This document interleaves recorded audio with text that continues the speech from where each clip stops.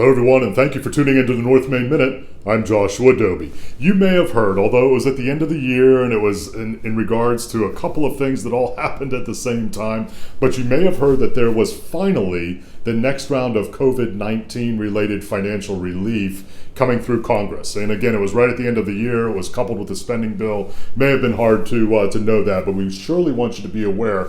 But why? Well, a couple of big things were included in there, which were also part of the CARES Act earlier in 2020. Want to highlight a couple of them here. The bill is several hundred pages long, so certainly we're not going to cover all the details, but a couple of points you may want to keep in mind. First one, if you qualify from an income standpoint, there are direct payments, again, which are going to be coming to you. So if you're an individual filing as an individual on your taxes and you have $75,000 or less, a couple $150,000 or less, you may be entitled to direct payments. That will also, in addition to that, include payments for dependent children. And again, can be up to $600 each. So direct payments is one of the big parts on that. Second big item out there, unemployment insurance.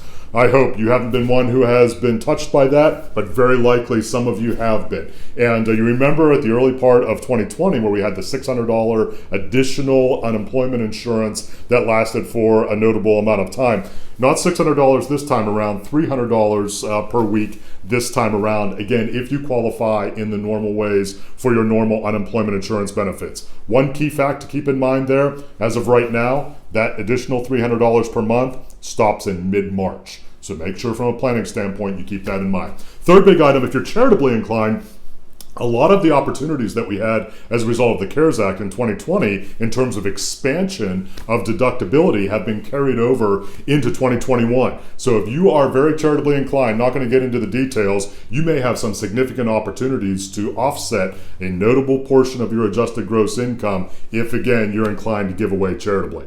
If you'd like to talk about the recently passed legislation, see how it applies to your situation, maybe even adjust some planning for 2021, we'd love to hear from you. NorthMainFinancial.com.